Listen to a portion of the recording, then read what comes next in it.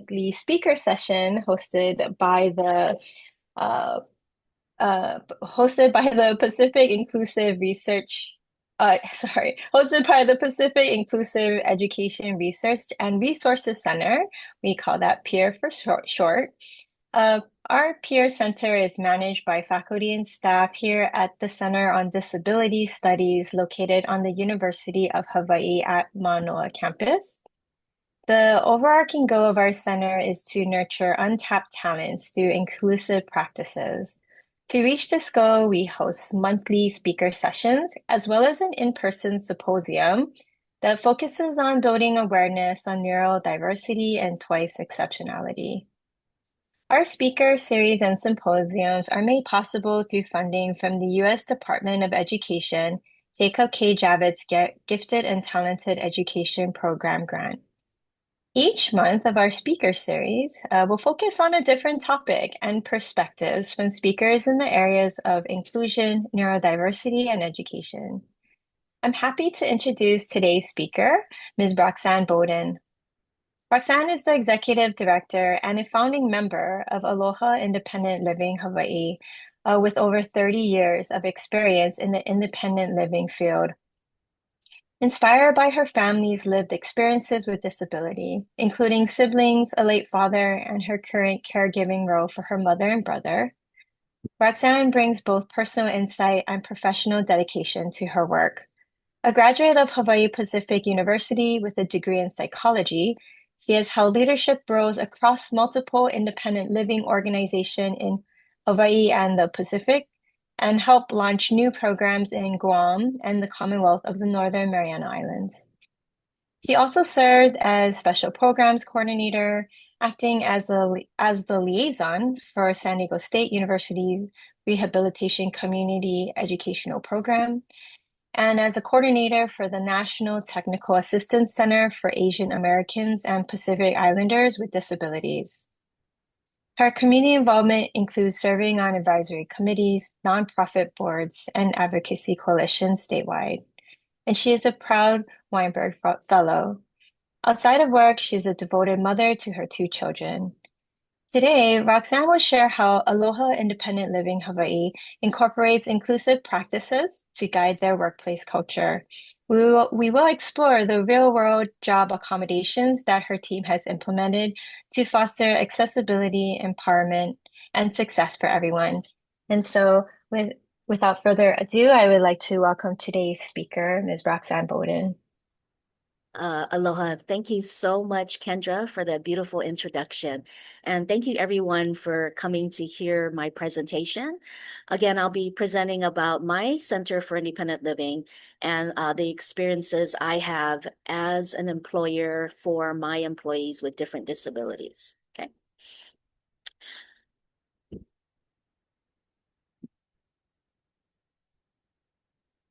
Okay. So this is a fact sheet, and this was compiled by the National Council on Independent Living. Independent living, there are many different things to different people, but for people with disabilities, aside from having the ability to make personal informed choices, it's also living fully integrated within their own community, participating in events and activities and in their community just like anybody would. Community living is a wonderful thing for people because as anybody would, you want to be treated the same as anybody, with a disability or without a disability. And you want to be able to be surrounded with family and friends and to be able to participate, whether it's in your community events, school events, or employment events. So that is the philosophy of independent living. It's, engaging and participating fully within your own community, and more importantly, to make your own choice, your independent choice, and to be empowered with information so you can make an informed choice. There are currently 403 centers for independent living and 330 branches and 56 statewide independent living councils. There are 2 independent living centers for the state of Hawaii. My agency, Aloha Independent Living Hawaii, is one of them. And then Access to Independence, which serves urban Honolulu, is the other one.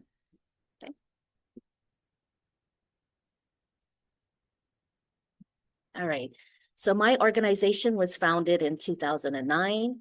We are a 501(c)(3) nonprofit organization. And what makes independent living centers very unique is that 51% of our board and staff have to be people with disabilities. So it's across disabilities. So I have employees with multiple disabilities, whether it's both physical and chronic disabilities, immune systems, traumatic brain injury, there, there's whatever the gamut is. If they apply for our organization and they have a disability, they are welcomed. This is one of the things that Centers for Independent Living were started by. I'm not sure if everyone is familiar with Ed Roberts, but he is considered the father of independent living. He basically advocated for his service with vocational rehabilitation. They denied him service and said that he was unable to work. And that was, he proved them wrong pretty much. And he started the Centers for Independent Living. So not only did he advocate for himself, but he also created a system change because that is where the first independent living center was created in UC Berkeley in California. So we are definitely thankful for Mr. Roberts. Again, Centers for Independent Living provide services to across disability. So that's what makes us very unique, is that unlike some organizations that that provide service, like the United Cerebral Palsy provides services to people with cerebral palsy. Muscular dystrophy provides services for individuals with muscular dystrophy. For Centers for Independent Living, what makes us so unique is that we have to serve across disability. And what makes that very challenging is because we are not experts in all disabilities. So as they come to us, we definitely learn and try to educate ourselves as much as possible about the various different types of disabilities. And, we talk with the consumer, we make sure to see what is it that they need assistance with. And they in turn help teach us as well sometimes about disabilities that we may not be familiar with. So this is the island of Hawaii. I know everybody is familiar with Hawaii. I put this slide in there because I just came from presenting at the 2025 summit in Saipan. And I wanted to give them a visual of all the islands that my agency provides services to. So we are the only statewide independent living service. So we cover rural Oahu. We serve the Big Island, Maui, Lanai, Molokai, and Kauai. So my little agency with 12 employees, we are charged with serving pretty much this whole entire island. Okay. When I designed my organization, we only had a budget of $250,000. And I was charged with serving the whole entire state of Hawaii. So it was very challenging. And so I designed pretty much a roving office where instead of paying for a facility, I paid for staff to go out into the field to provide the service to the consumer in their homes or in the community. But we also partnered with a lot of our community organizations. And so like in Waipahu, we had an office. It is a Weinberg building. And as a graduate of the Weinberg executive directors, I was able to acquire a free office space where we can come in and be able to provide services to our consumers. And then on Maui, we have partnered with the Maui Office of Aging, and they provide us an office there. The Kalea Foundation has also provided us an office when we need it. On the island of Lanai, there is an organization there as well that provides us an office space when our staff has to take a ferry and go out to Lanai to provide service to a consumer that may need it. On Kauai, we also have a partnership with the Kauai Office of Aging, and they provide us an office space if we need it. Sometimes it's their conference room. And then on Molokai, the same thing, the Homi Pumihana will allow us to utilize their room, but also the Molokai Office of Occupation Center has also allowed us to use their room if they need it. So that's pretty much how we leverage being able to have that office space by partnering with the different community organizations within our different islands. Also, what makes services very unique at our organization, aside from staff traveling directly to you, is that the consumer drives the service, and that is for all Centers for Independent Living. What does that mean? Well, it's pretty much if we get a referral from a social worker or from even a teacher that would give us a call, the transition teacher, and they say, we would like for you to teach money management to, let's say, Jarek. And then I meet with Jarek, and Jarek says, I really don't want to learn money management. I actually really want to learn how to use our transportation service.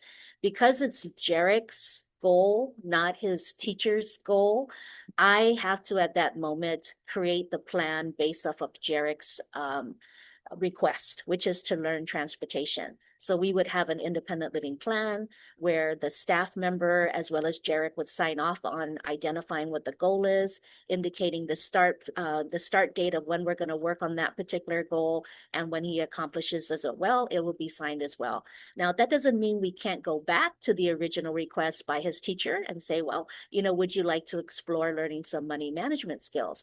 Now that we're successful with transportation, is this something you would like to learn? Or is there another type of skill? Maybe it's time management, or maybe it's cooking, or maybe it's learning how to dress professionally, for you to go to a job interview, or maybe it's practicing interview questions. So whatever it is that Jarek wants is what we have to provide, because it is his goal that we're trying to help him to become successful in, and not necessarily the person who's making that referral.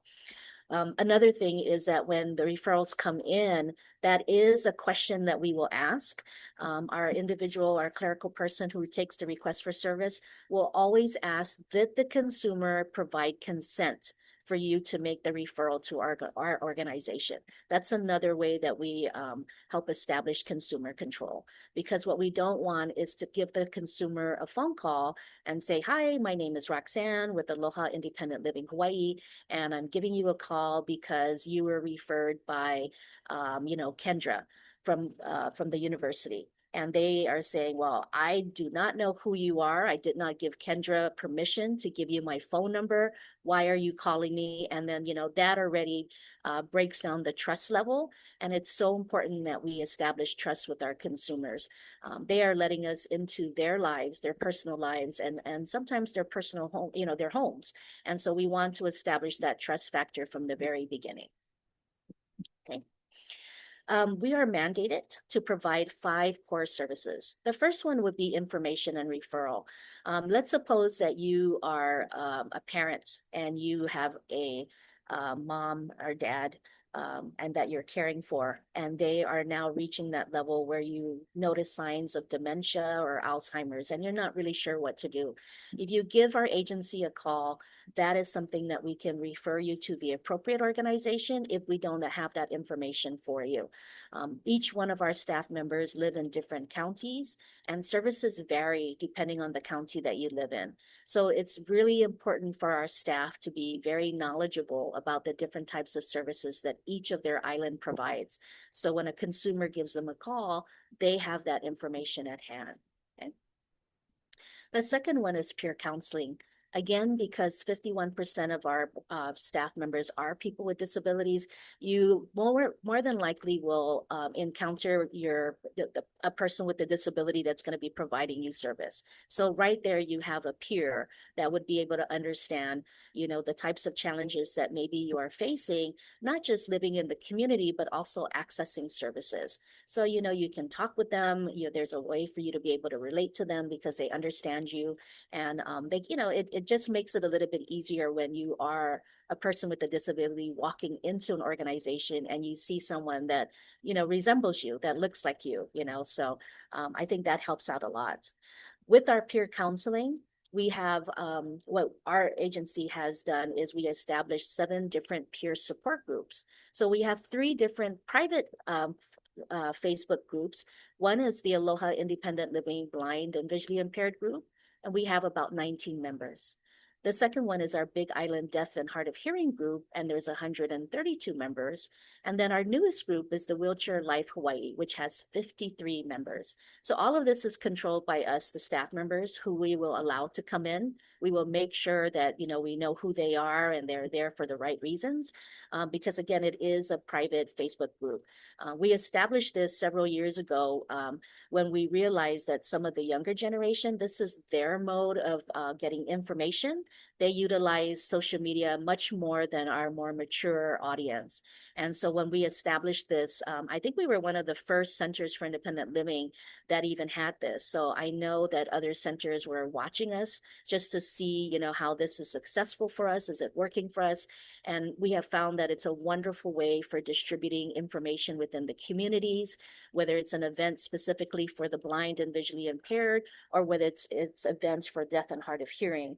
Same thing with the Wheelchair Life Hawaii. We have consumers that will contact us and say, "Hi, I'm in a wheelchair. I'm coming to Hawaii, and I would like to participate in recreational activities. What do you guys have? And is it accessible?" And then that's where we will connect them with our staff on those different islands to let them know different social activities that are accessible and other things that may not be accessible. So that has the membership on those particular Facebook groups has been growing over the years. Now on Oahu, we have the Hui Malama Po'o, and this particular support group actually originated, and I don't know if some of you guys remember Dr. Robin Brandt, and it was actually a different name, and it was a different Hawaiian name that they used, and it was the first traumatic brain injury group. We had our consumers participate, and our Oahu staff member who has traumatic brain injury also participated in this group.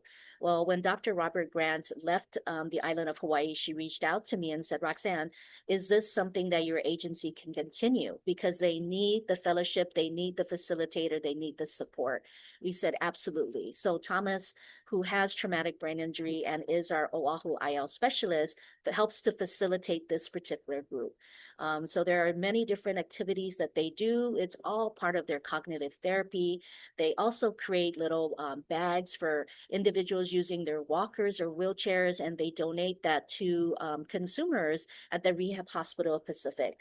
Their new venture now is actually participating in different community craft events where they are making wine stoppers and bracelets and so many different intricate things. It's absolutely so beautiful. I know I purchased a lot of the wine stoppers and gave them out as gifts, to some of my really good friends, and they were so blown away at how beautiful and personalized and individual each one of those wine stoppers are. We're very thankful to the Rehab Hospital Pacific because they do allow us at one of their conference room, which is where our support group meets. So again, that's leveraging our community partners, and just building that relationship so we can expand our different areas. Most of our members live in town, so the Rehab Hospital Pacific is a central place for them to meet. You get the reliable transportation of the handy van, so transportation is not an issue for them. So that is one of our groups on Oahu. The next one on Maui, Molokai, and Kauai, these particular groups are open to individuals with various different disabilities. So again, on Oahu, it's for individuals with traumatic brain injury, but on Maui, Molokai, and Kauai, it's open up to a cross disability pretty much. And then the island that has the most support groups is the Big Island. Well, one, is the biggest island. And secondly, they were able to find a need. One is a mixed group. And they were one of our very first groups that started on the Big Island when we started there. The second one is a group called Life Choices, and it's only for women. And this is pretty funny because although the women that are members of the women's group are also part of the mixed group, they just decided, can we just have a group where it's just women? We really don't want men in our group. We want to be able to do women activities, So that's pretty much how our Life Choices group started. And they do a variety of different games and different activities that just women really enjoy doing. And our newest group is called Diversity. And this group is opened up to individuals from the LGBTQ plus community. We wanted to give them a safe place to be able to meet, to develop relationships with others within their community, and just to participate in meaningful activities, that the group feels is important to them. So the third mandated service is independent living skills. And so I kind of mentioned a little bit when I gave an example of Jarek learning money management or how to catch the transportation. This is where this particular skill comes into place. And we see that this comes from a lot of our young adults who either have transitioned from high school and are at home, and mom and dad really wants them to learn some skills so they can help take care of themselves, gain some level of independence. And it's also at a time when we will hear from our transitional teachers or special ed teachers as the students are exiting high school. Maybe they'll call us during their junior year or their senior year and say, is this something that you guys can do to start introducing them to some of these life skills? And the wonderful thing about this is the kids are already learning some of these things already in their classes. And we're kind of just that reinforcement and that connection. So when they do exit school and they lose the guidance and the instruction from their transition teacher or their special ed teacher, they now have us because we're already partnered with them and we're helping to reinforce some of these skills that their teachers had taught them already. Okay. The next one is advocacy, and this is probably the most important um, service that we provide, again, because Ed Roberts pretty much started the Independent Living Center utilizing this particular service. He advocated for himself to be able to get vocational training, and he created a systems change, right? So he did a systems advocacy to be able to open up services for everybody and for vocational rehabilitation to reevaluate their requirements and just even how they evaluate and look at consumers. Do not limit that consumer if they are able to fully be engaged in employment.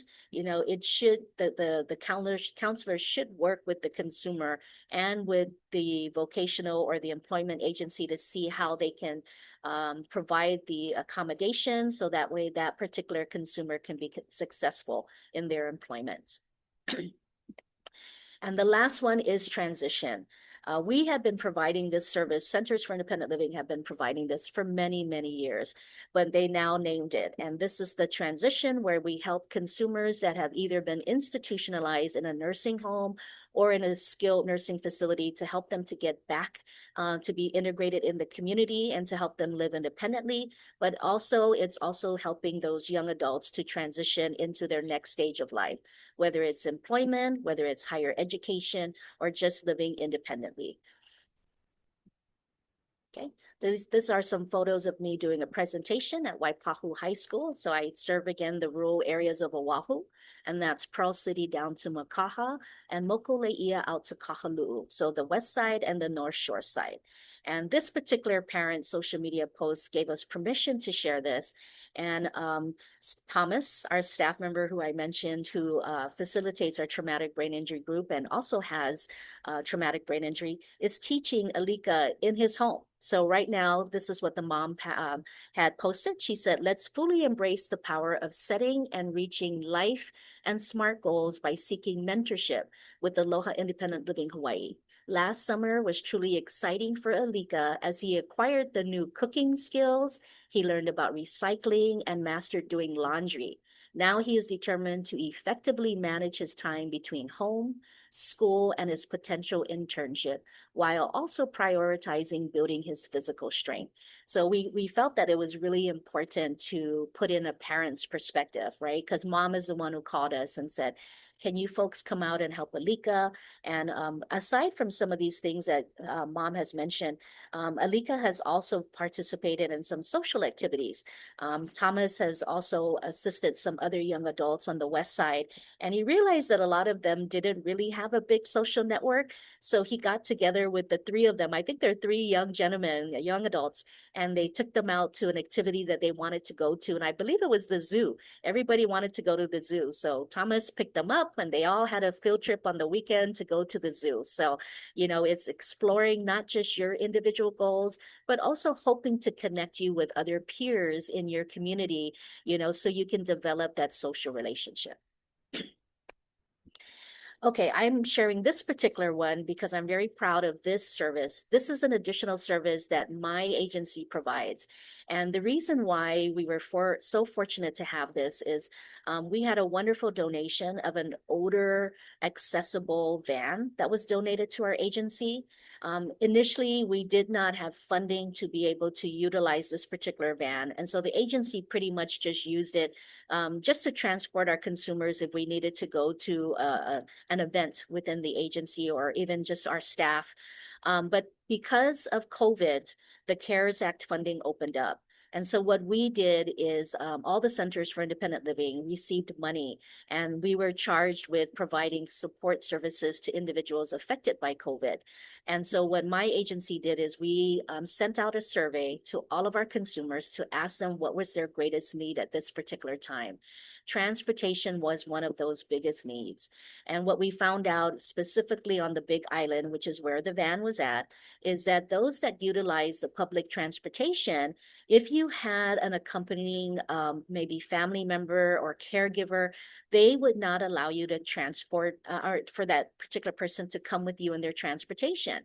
And that can prove very difficult for consumers who require that assistance. So what our agency did is we have our van driver who provided personalized transportation services.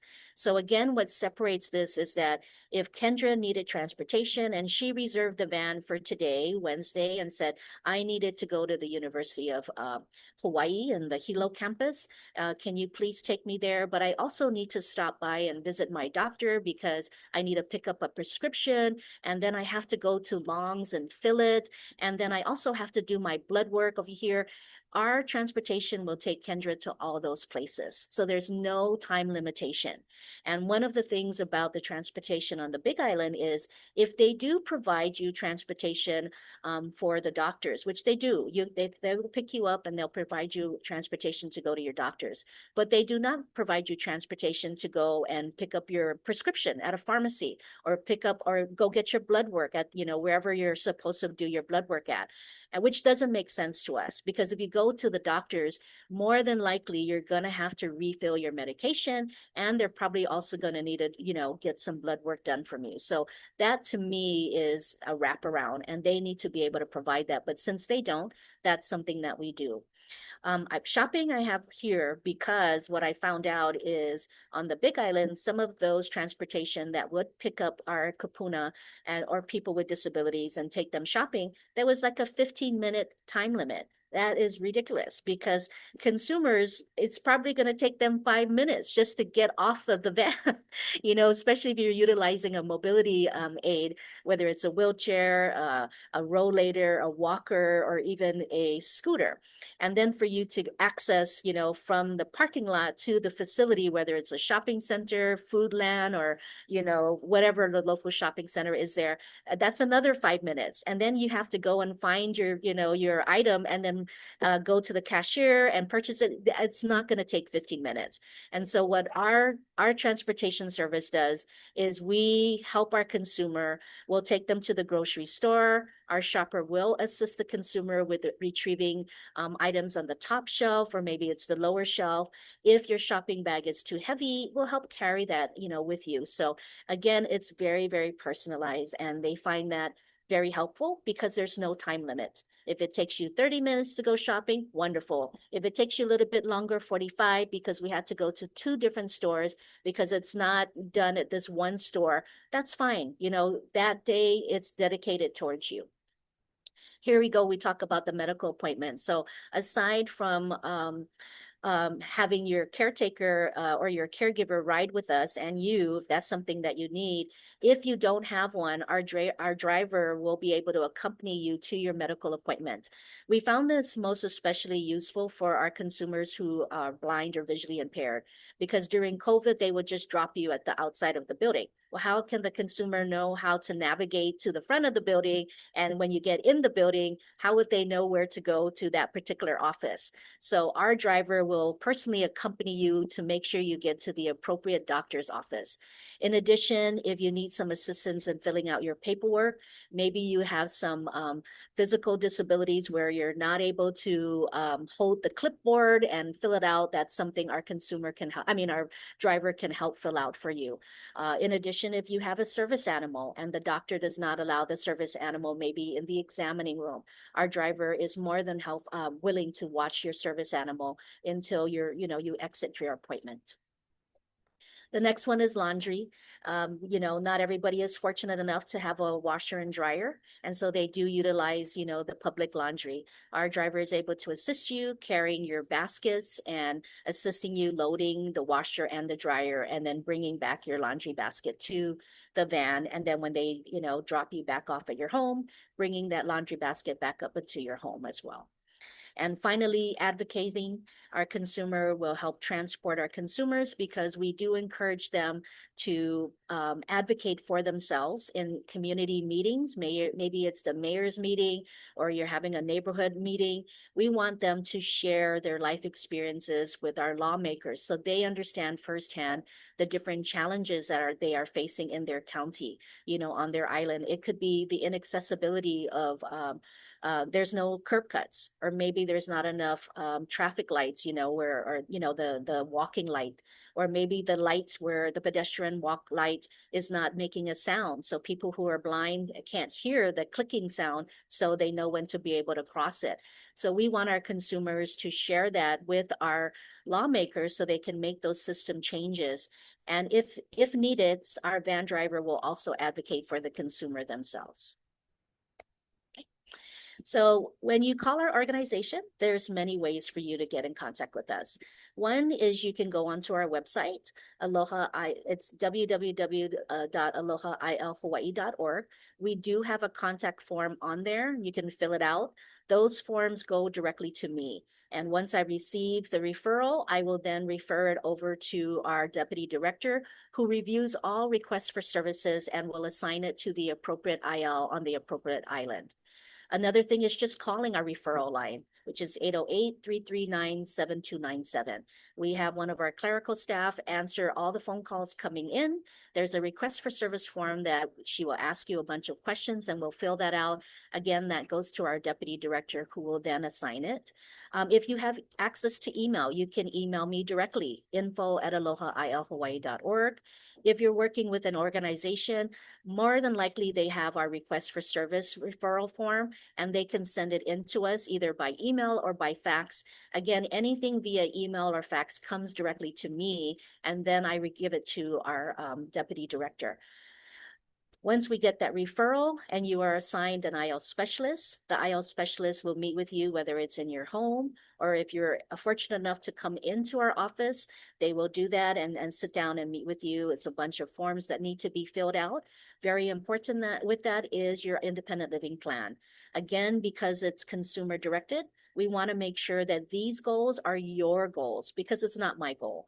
I could want to really want Kendra to be successful in money management, and that is not her goal. And so because it's not her goal, she's more than likely not going to be successful, and she's going to be very resistant to any type of lesson plan we may have. So, Kendra wants socialization. She just wants to know what other people are out there like her that maybe she wants to join a book club. Are there anybody that does book club? And that I'm really into reading. I want to find peers in my group that love reading. So that will be my job as an IL specialist, is to try to figure out, is there an IL, a book club? And if not, then talk to us.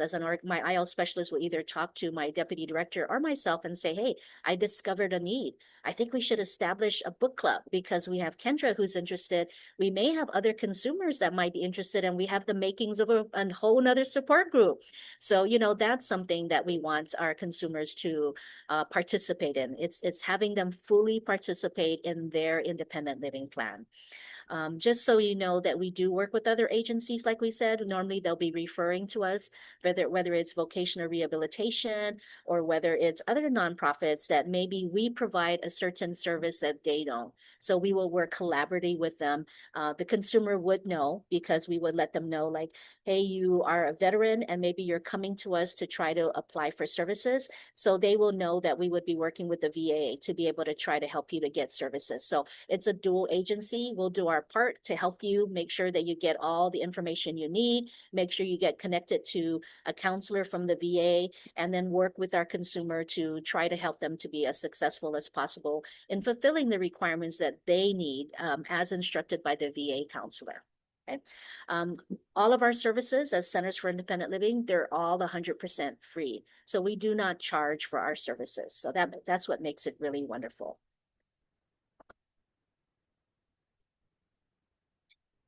So another thing, I'm sorry, going back. I need to go back one. Oh, here, accessible.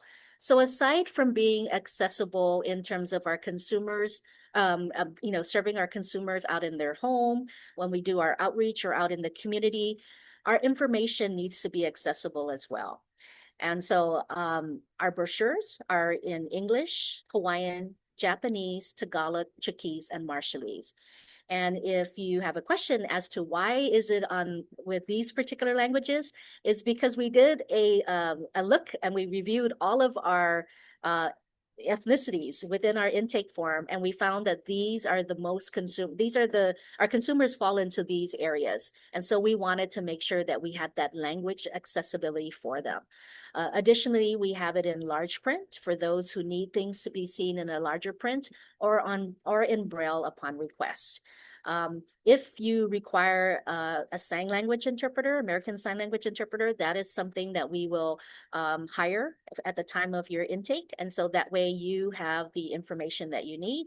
If you need a language interpreter, which we have had to utilize before, we will secure a language interpreter at the time of your appointment as well. So that way you have the information in your native tongue and that you are understanding the forms that you are filling out and what it is that we're working on. Okay. You can find all of these brochures, by the way, on our website. And if you go to our agency website and you hit About, underneath the video of me introducing our organization, it'll say brochures. There's a hyperlink, and if you click onto that hyperlink, you can actually download the brochure yourselves in the English, Hawaiian, Japanese, Tagalog, Chuukese, and Marshallese. On our website, we also have an ASL interpreter. And so this is meant for individuals who are deaf and would like to know what our services are. So if you go onto the website, it's on the home page at the very bottom. You will see Ms. Lynn signing our services and the 5 core services that we provide, as well as explaining how to reach us. I'm going to skip that and move over, but just to let you know, it's there.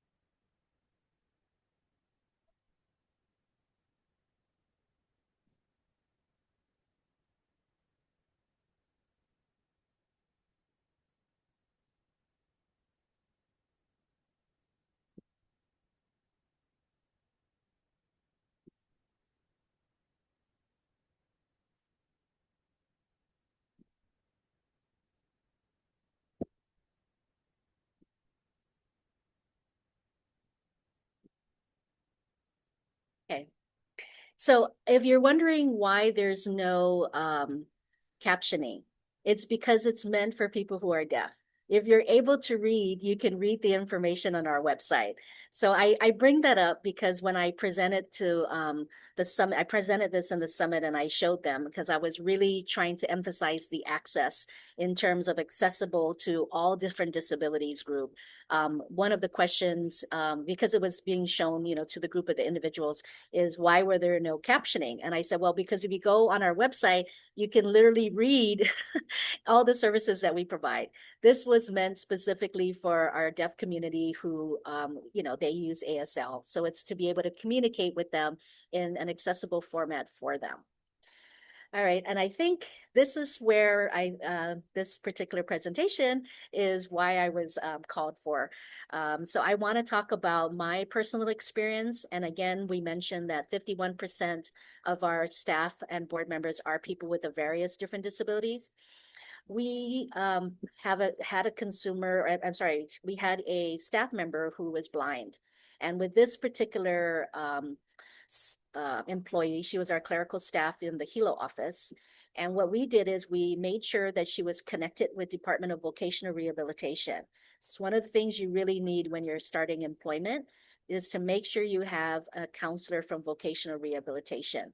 They are going to help you to achieve your employment goals and be able to provide the funding for various different devices or equipment that you may need for you to be successful in that position.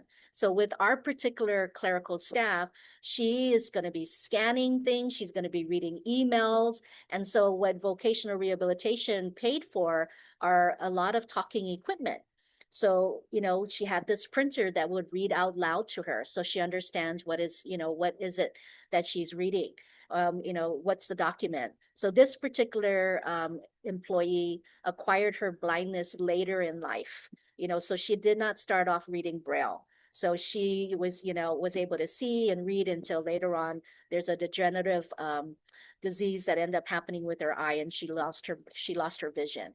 And so we made sure that with the supports from VR, we were able to obtain all the different types of equipment she needed in order for her to be very successful in her role as our clerical staff member. Another thing is she needed transportation to go back and forth to work. How do we do that? Because she also had a service animal. We made sure that the Hawaii County Economic Opportunity Council was connected so that she can have her transportation. So this eliminates that particular issue. And then when she gets to our office, of course, it's the support from the rest of the staff that's going to be there to be able to assist her. So this is how we were able to address this particular disability within our organization in terms of helping her to be successful in her role as a clerical assistant. The next one, we had a staff member who had dyslexia, severe dyslexia, depression, and as well as bipolar.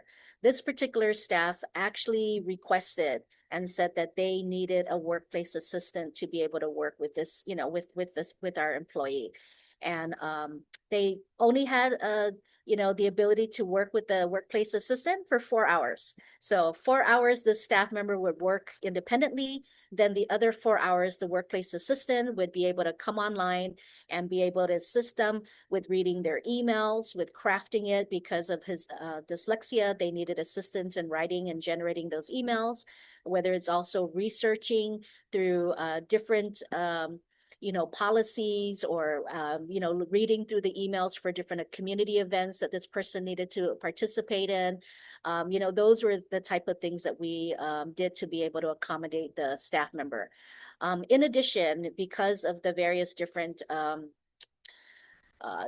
disabilities that he had, he needed time sometimes if he's receiving so much information, and maybe there's Zoom meeting after Zoom meeting or community meetings that he had to attend. He needs time to be able to process that information to make it make sense. And so I know that he requested, is it okay if I take a 5-minute walk around the block, or, can I just walk outside, and just get some fresh air to clear up my head? And, that's definitely very doable. I want him to be successful in his position. And so just allowing the staff member to be able to do that is perfectly fine. Another thing is this staff member needed, in addition to a workplace assistant, various different technologies. So when he's working independently, he needed the technology to be able to read it back to him. So I'm not sure if it was Dragon Speak or I can't remember the other technology that is being used, but vocational rehabilitation provided that for him. We made sure that our employee, although he's an employee of the agency, we made sure that this person also had a vocational rehabilitation counselor just to provide him with some additional equipment if they needed it. Of course, we provided his initial equipment, but any other further technology that he may need that can help improve and help him to be successful in his role, this is what we had done to help with that. We also have other staff members. Our admin staff assists a lot with the timesheet and the mileage filling out because that is not something this staff member was able to fill out. And so with that particular assistance, we were able to do that as well. This one, traumatic brain injury. So we've had two, one on Kauai and one on Oahu of staff members. What we found just with our own individual staff members, I don't want to speak in general for everybody because everyone is very unique, but what we found that was very helpful with our employees is in-depth one-on-one supervision. And so what our deputy director who oversees all the IL specialists does is she makes a dedicated day where she meets with each one of our staff members, all the IL specialists. She'll go over each and every one of their caseload. This is an opportunity for them to be able to ask questions if they need assistance. Maybe they're not sure on what to do with the case or how to navigate. Maybe we're having a consumer who's a little bit aggressive and the employee is a little bit unsure of how to navigate that particular situation. That's where we will jump in and be able to assist and provide guidance as well. A lot of reminders. We try to encourage our staff, utilize as many things. We had a whiteboard that we would write it big font letters so he can see what his community events are. So when he comes in for the day, he knows where he has to go. It's also in his calendar. It's a continual reminder because he just forgets sometimes. And then also on your laptop, it's utilizing the notepad, those little sticky notes, really important things, pull it up and make sure it's there so you see it right from the onset. And as you accomplish those particular things, you check mark it off. You close the window because that particular task is done. So those are things that we have done to be able to help our employees with TBI be successful in their capacity. Finally, we have a consumer with immune system disability. It's very difficult for her to go out into the community to meet with other consumers who may have conditions that could affect her immune system. And so we do allow her to work remotely. She can work via Zoom, give a phone call to the consumer, network with all the other community organizations to accomplish, whatever that goal is that they need.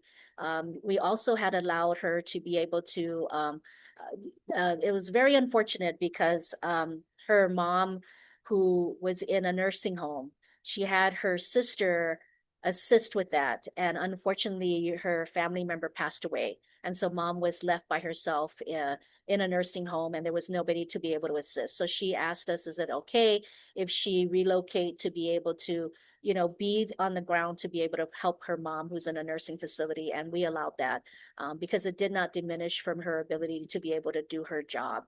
So that's a way that we've been able to accommodate her.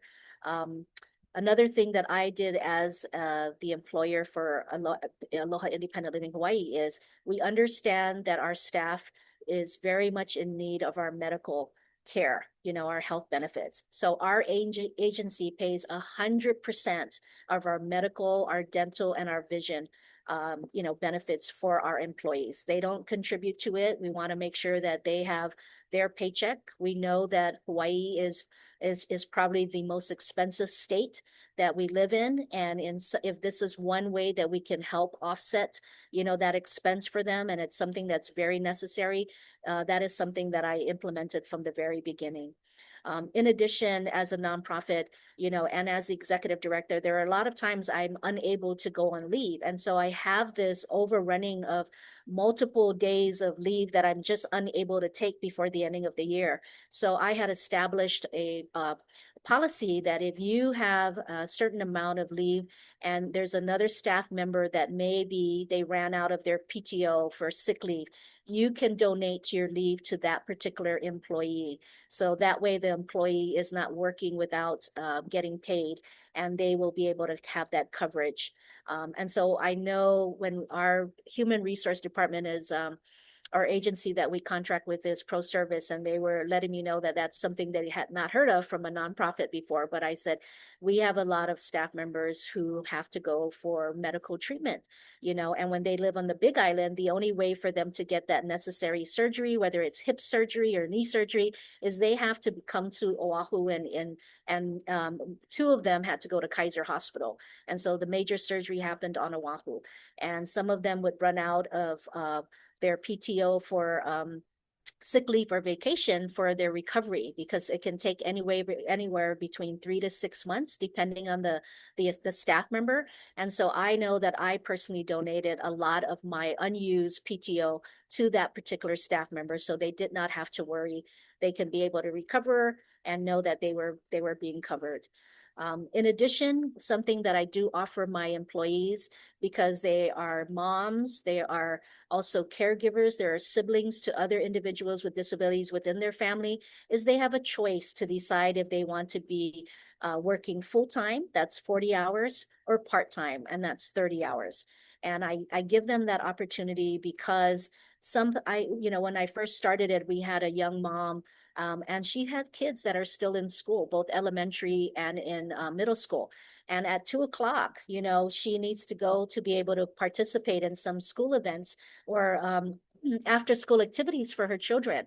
I did not want her to worry about, gosh, I'm going to be stuck at work and I'm going to be missing out on what's important with my children. So when they work 30 hours, they can leave work and feel comfortable knowing that they can go on to be able to participate in their children's lives. I think as an employer, one of the things that we need to remember is we are all working, yes, to make a living, but we are working for our family members. So yes, our job is very important. The consumers that we provide service to is very important, but so are our family members.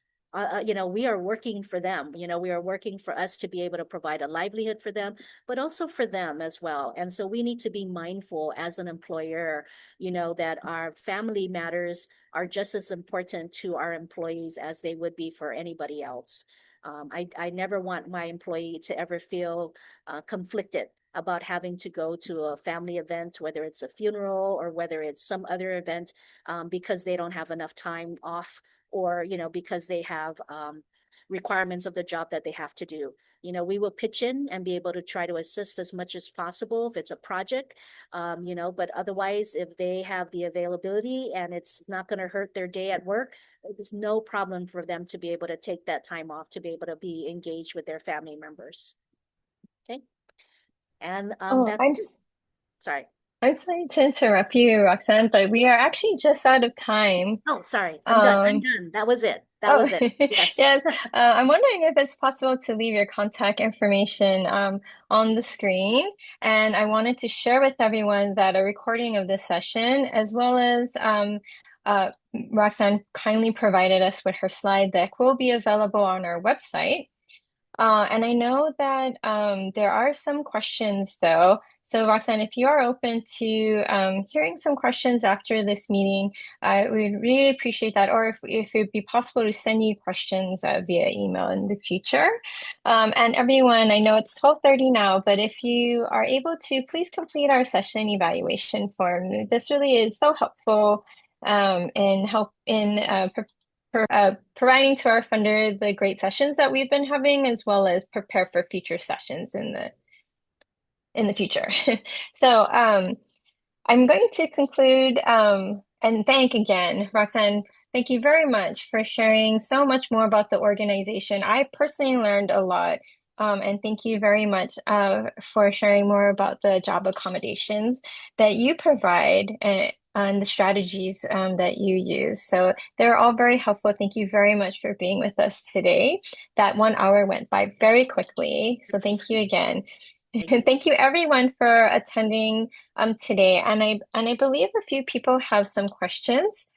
So Roxanne, I'm not sure if you're able to stay a little bit after our I am. meeting. I Okay, am. great. Yes. So if Yes. you have any questions for Roxanne, please stay. And I'm actually going to stop the recording now.